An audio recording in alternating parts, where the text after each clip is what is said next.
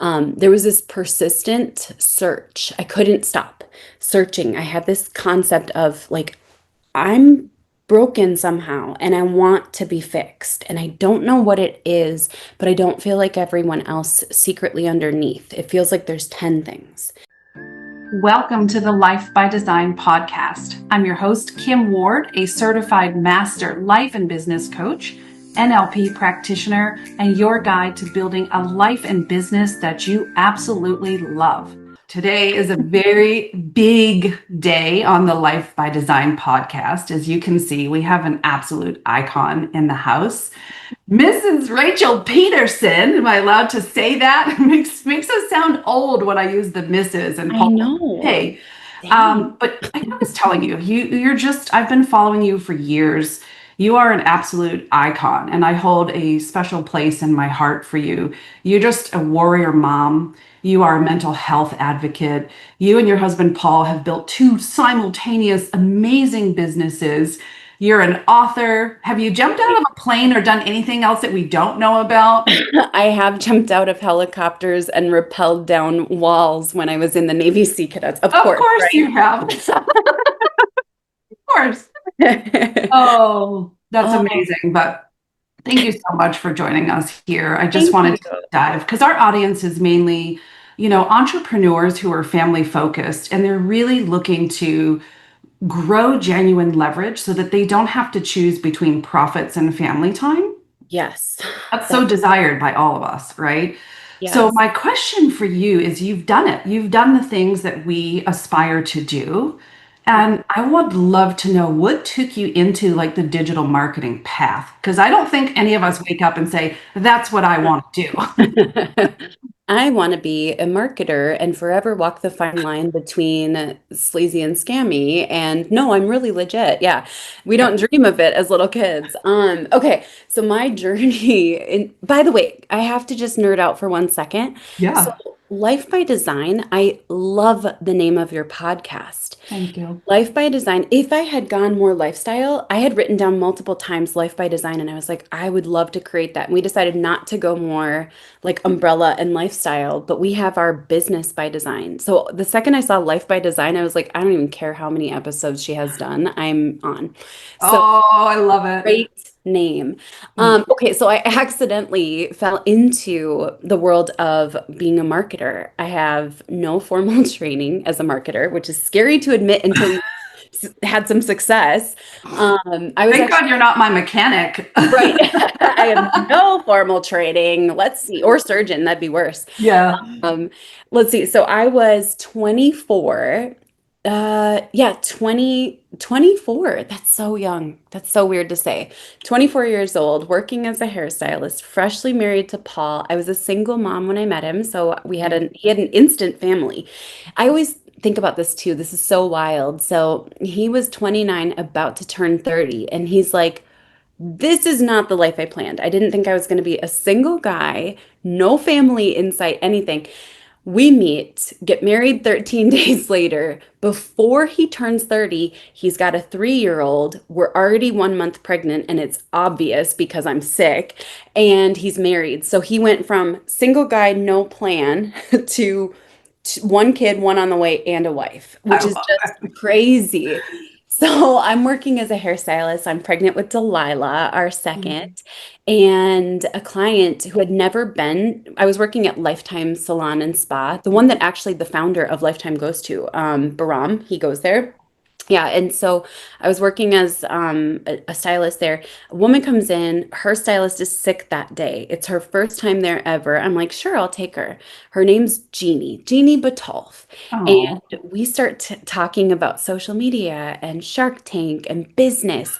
And as the conversation progresses, I kind of shared with her, like, oh, here's what I do on social media to attract clients. I'll show, a before of like thin, fine hair and after extensions. Look how beautiful it is. And then people book. And she's like, do you want to come over to our house and help us? We would love to hire you to be a marketing consultant. And I was like, sure. So every single meeting we had, she always wanted the meetings in person, but every single meeting, I'd be like, please send me a detailed agenda before the meeting. Because I had to go Google everything and how to do it. So that, right? Like YouTubing, how do I set So up a good. Google My Business account? And so that was how I accidentally fell into marketing. Isn't that I am amazed by that story. So I'm going to just say you're as crazy yeah. as I am because you don't know how to say no. So Yes. it goes. But we figure it out, right? Like everything is Yes. figure outable, and Yes. that you just set such a path as a trailblazer for the rest of us. But you've gone before us. You've done the thing so that we don't have to have the same trials and tribulations. Oh, literally, as much as I can, I always think about like who I was in that journey and thinking about I was desperately Googling solutions. And so much back then was hidden behind paywalls, like almost everything was. And that's when I was like, I want to give freely for the person who I was and make it easier for other people. And I really think that's actually been the secret to our success is just freely giving, giving, giving, giving as much as we can. And that's such the opposite of what the ego wants to do in Yeah. others, right? So it's like, well, no, they have to pay, they have to earn it. I worked hard to learn this information. Yes. You do. You're very, very good at that. Thank I think that's how I got attracted to your world. It was like TikTok first, and then YouTube, and then I'm on your email list, and then I'm a social click member, and here you are. Yep. So the trail works. What has Yeah. been your biggest, I would say, challenge in the digital space up until now? Um, there's a few that come to mind. So one I wrestle with and have for 11 years is the pressure to change, believe it or not. The pressure to like make your backgrounds look nicer and your camera more fancy. And I have all this stuff, but it just feels so not me. And there's this perception issue, and this is just a human nature. We assume that if someone's background looks fancy and they've got a podcast mic, they must be smart. And I'm like, hey guys, it Or doesn't rich? right, smart or rich or both, maybe. But like I'm always like sometimes the best gold is on the days where you're wearing sweatpants and your hair is slicked back. And I might deliver a video that is not appealing to the eye, but those who are meant to get it will get it. And so then there's the perception of if everything isn't going viral, you must not be successful right now when people don't understand the mechanics. So a lot of it is optics. I hate optics. I also get them. I was in the hairstyling world, But truth be told, if I could just wear pink sweatsuits every day, my life would be made. In fact, actually, I should just peek and show you. So I literally love pink it. sweatpants. Yes. Yeah, the work mullet, right? Yes. Oh, my husband will be like, oh, we're business from the top up today. Great. Yes. Yeah. We're there. I love Uh, that. So yeah. I wasn't going to talk about this yet, but that Mhm. was kind of a perfect segue because you Yeah. released Unfiltered. Yes. Was that your most recent book? I have one more that's not one that we're going to push as much. I know that sounds weird, but it's content creation secrets. It's an entry point for people who need to understand content systems that help with the heavy lifting and how to create like baseline content systems. It's actually really funny. My daughter was on a phone call the other day. She's like, "Hey, mom." And I could tell they do these group FaceTimes. That's what teens do today. All these group FaceTimes, which is so wild. It's like our group AOL Instant Messenger chat, Yes, you know? or party line. Yep. So she was like, "Hey, mom, is it true that you're an author?" And I was like, "Yeah, I'm an author." And she's like, "You wrote a book, right?" And I was like, "Actually, I've written three books, but one has like 1 out of 5 stars on Amazon." So it like keeps me humble, the whole process.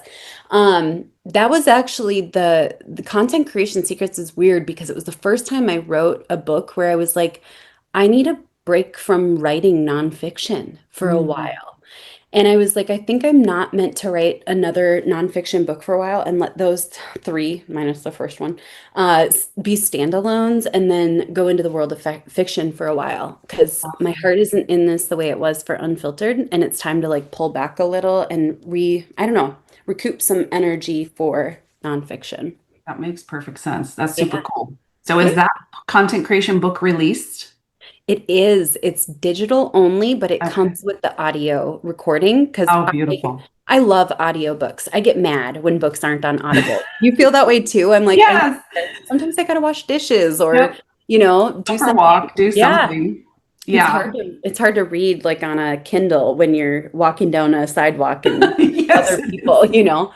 Although as a mom, and a business owner, we multitask pretty well, but there is a line to our madness. Yeah. So, what was the inspiration? Because you're very real. You're as authentic as you know how to be as a mom and as a woman who's been through, battles. hmm I am a suicide attempt survivor myself. I Dang. was 16 and the hospital told my father if you had gotten her here 5 minutes later, she would have been dead. And they threw me in a psych ward for 3 months. And I didn't belong there, of course, but when They're tough. I'm they gonna released cry. me to my mother. And she's the one that I was trying to get away from. She was just a brute Oh, beast. And I remember looking at her and saying, I want to go back. So, imagine being in a space where you have to choose between your mom and going back to a psych ward. That's pretty brutal. And yeah. a few years later, I did end up losing my only sister and my mother both to suicide. Oh So my when I gosh. tell you, like, you are genuinely, you're just an inspiration for many with your realness and your rawness. And so the way that you handle people in your Zooms, like, hey, there's no BS. Like, Yeah. don't be an asshole or you're going to get kicked out. And I'm like, Mhm. I love that. I respect that. I appreciate that. And that takes a big, bold set of, you know Cojones. what? Yeah. So what Mhm. happened for you? What was the Yeah. inspiration or that moment to be like, you know what? We're going to rip the Band-Aid off and we're going to just bring it to the public and form Oh, it as yeah. unfiltered. Yeah. So, this was okay.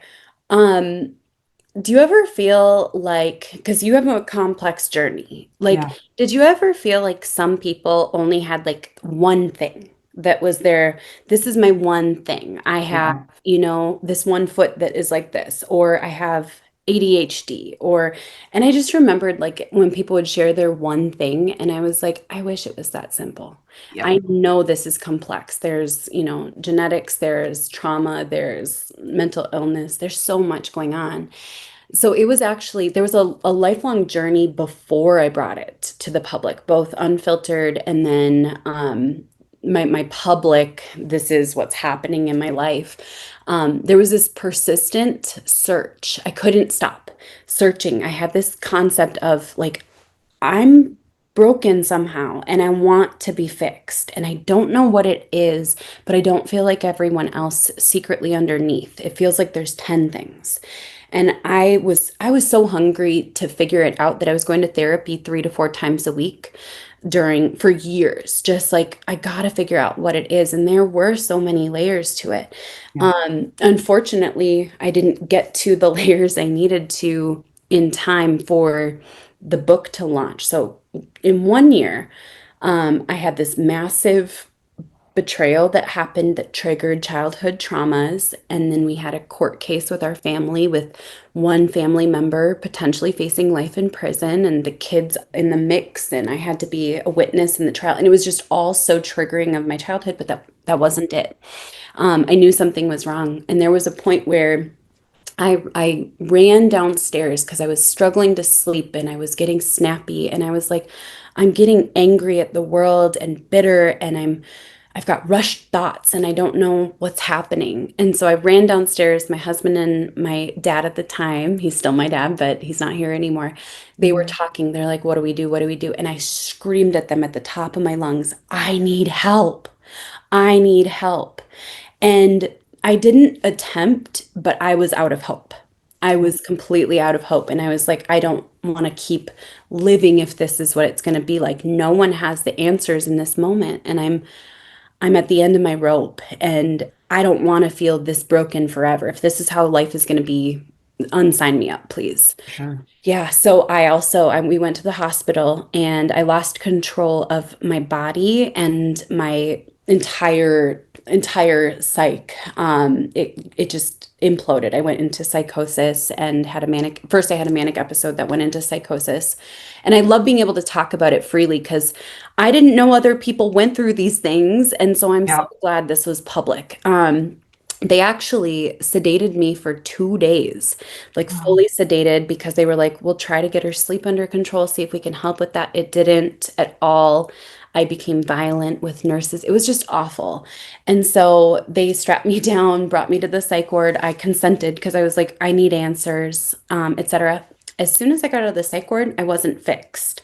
It was actually worse because I was on the wrong meds and all of that. So I'm so grateful that I went public with what was going on because I think if I hadn't gone public in my wrong state of mind, in my right state of mind, I might have said, let's not talk about this. This is private. This is shameful. This is stigmatized.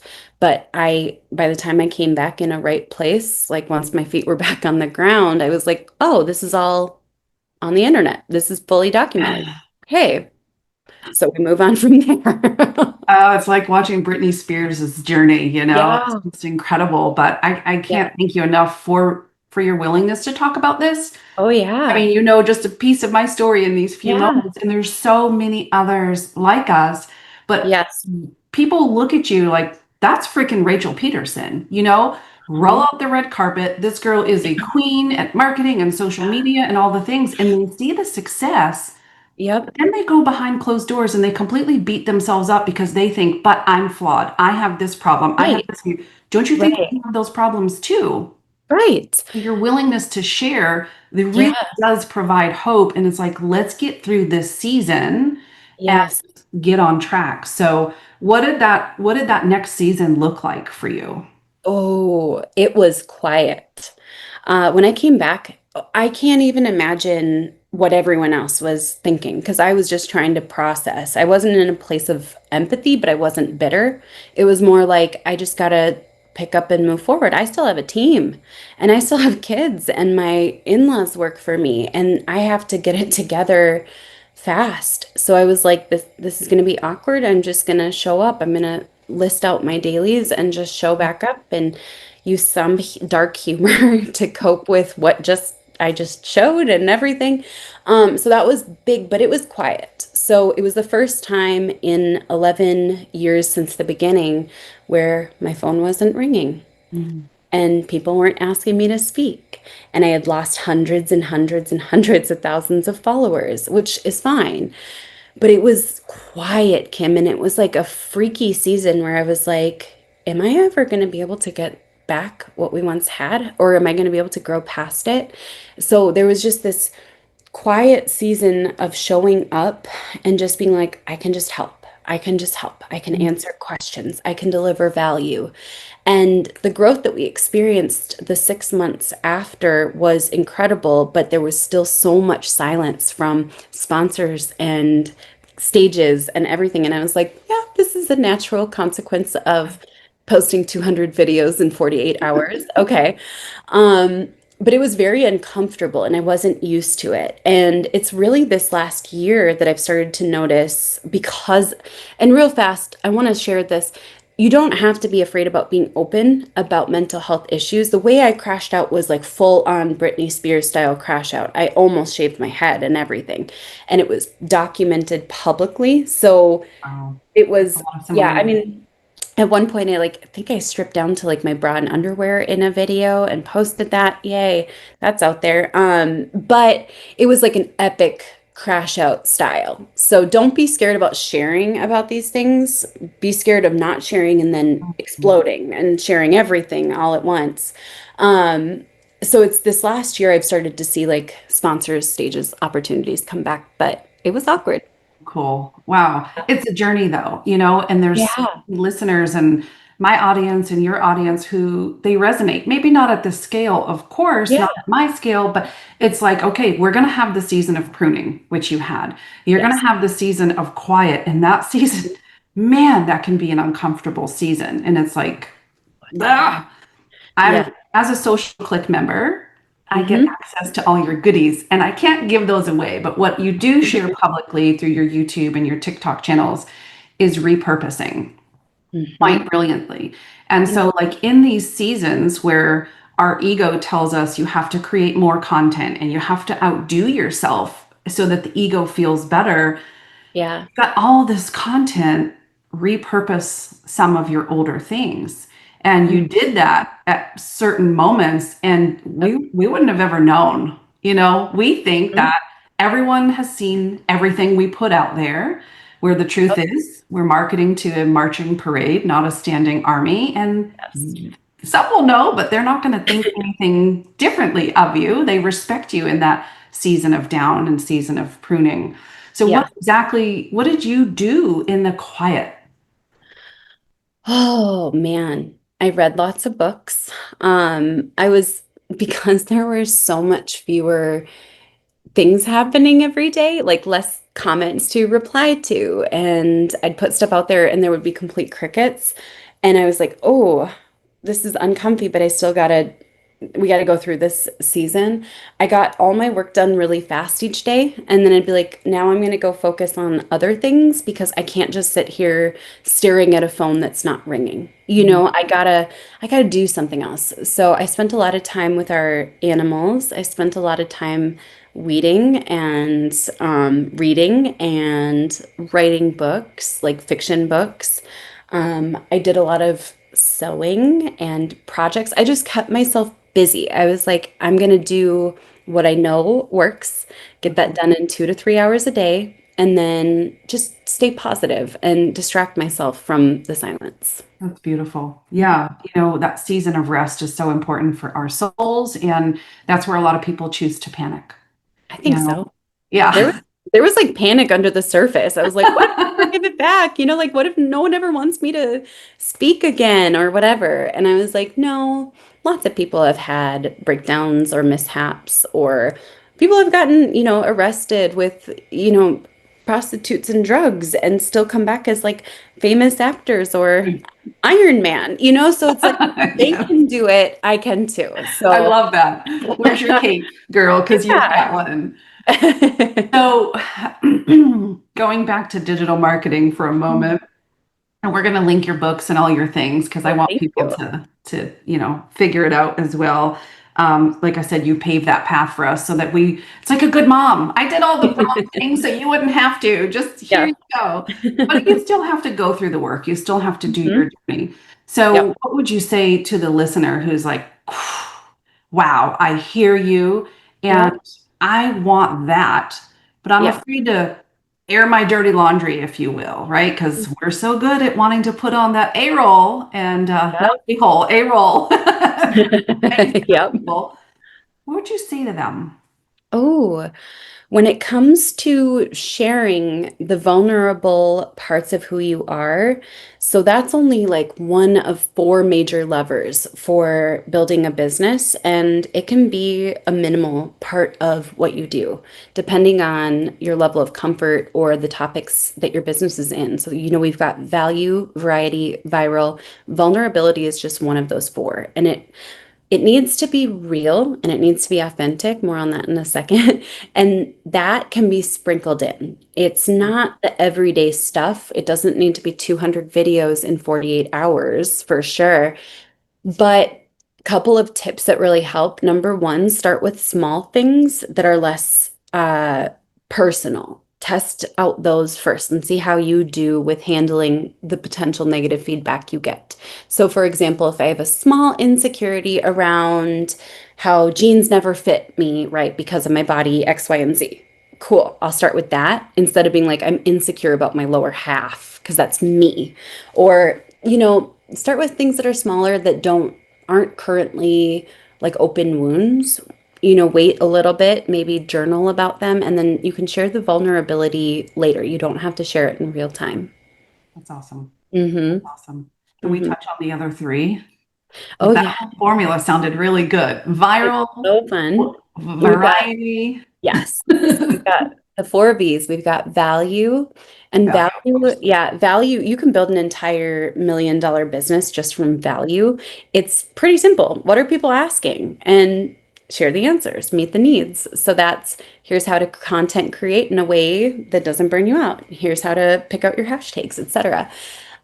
So value is fantastic, and every business needs to do more value, but it needs to be open palm. So every time that I talk to groups about this, I love how the filter of the portrait mode makes my hand disappear and stretch. That's kind of fun.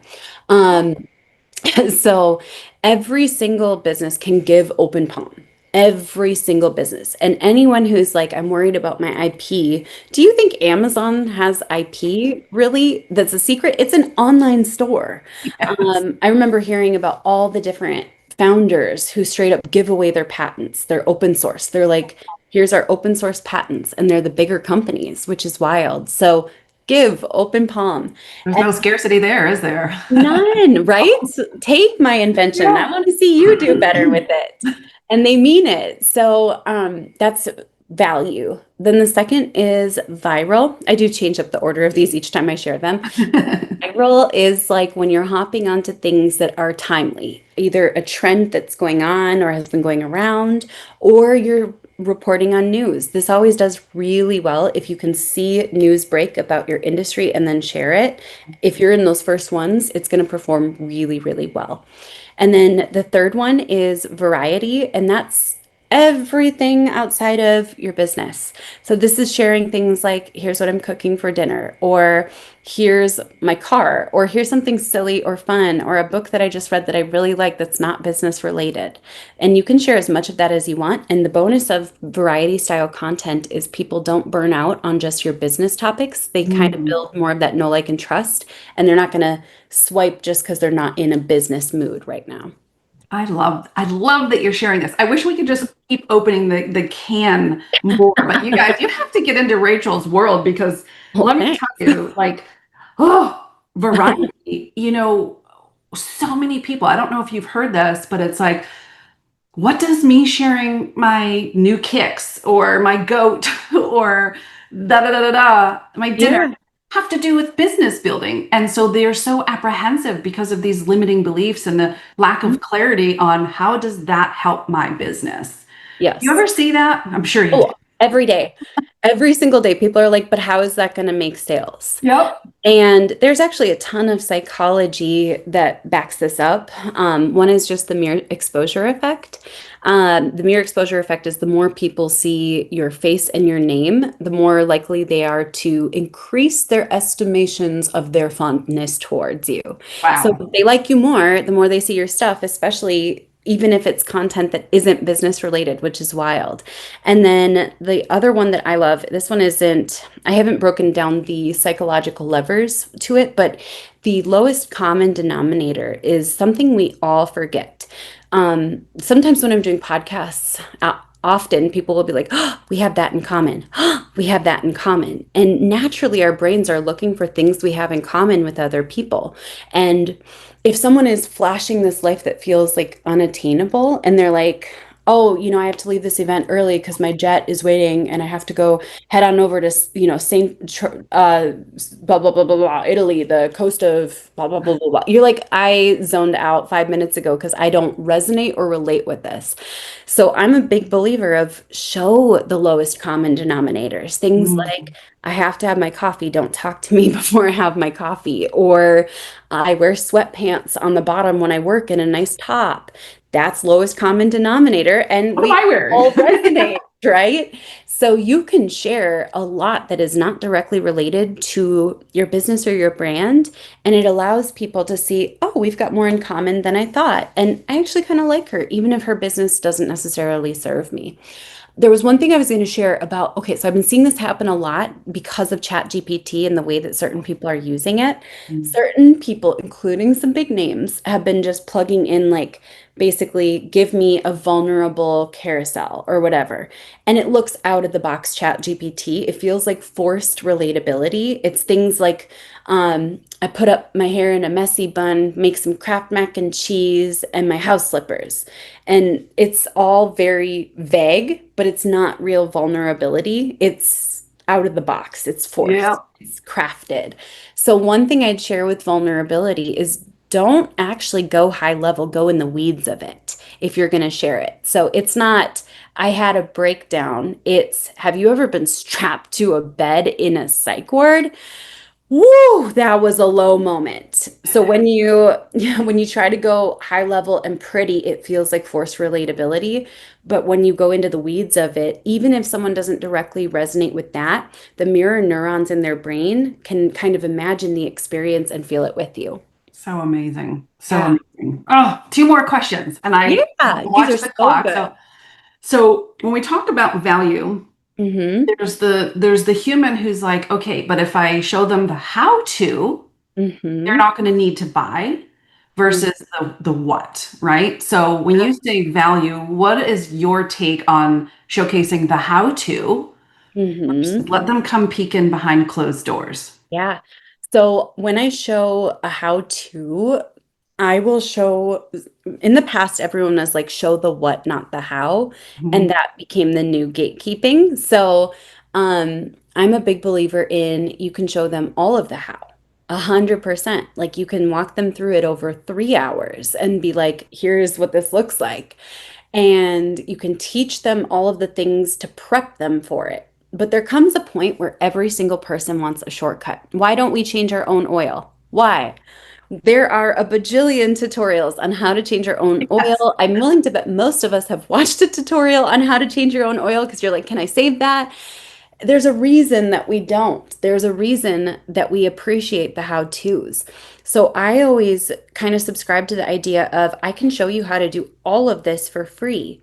If you want my shortcuts, here's my, you can do it yourself, but it's going to save you a lot of time, money, trial, heartache, etc. Feel free to get those.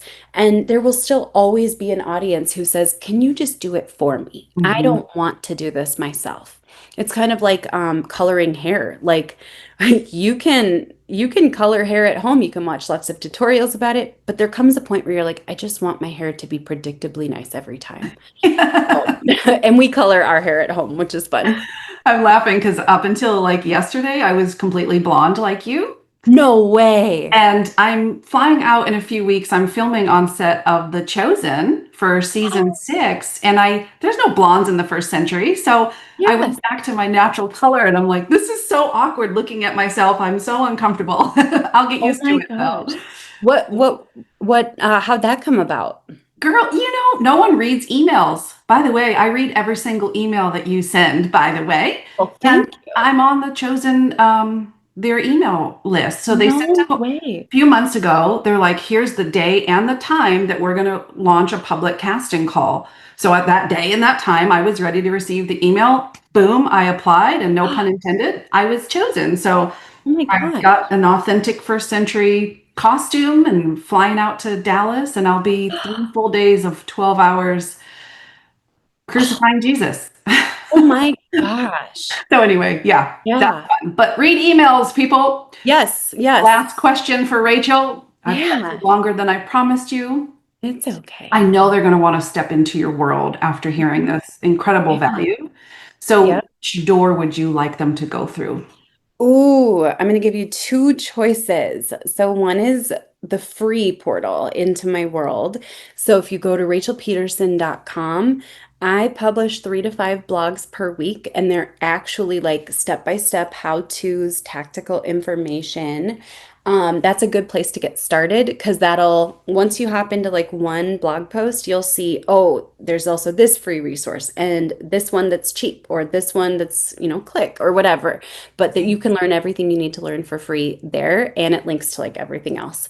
And then the second one, if you like nonfiction or you maybe haven't loved the business nonfiction and some of the takes in the industry, feel free to check out my book, Unfiltered. It is available hardcover, softcover. Um, I also narrate it in the Audible and it's on Kindle. And I kind of basically flipped the whole industry on its head a little bit. So no No. apologies Thank you. there. I love that it's your voice narrating because I hate like when I know Yes. someone's voice and then it's like someone else, like James Earl Jones. I'm like, dude, that's not Rachel Pedersen. That's not how she would say that. Yeah. I love Yes. it. Oh, I cannot thank you enough. Thank you so Oh, much. This was amazing. And thank you. This hopefully we get to do this again. This was a blast. Kim, thank you so much. My pleasure. And hey, before you go, don't forget to subscribe to our podcast. And as always, friends don't let friends grow and develop alone. So share this episode with someone you love and care about. We'll see you in the next episode.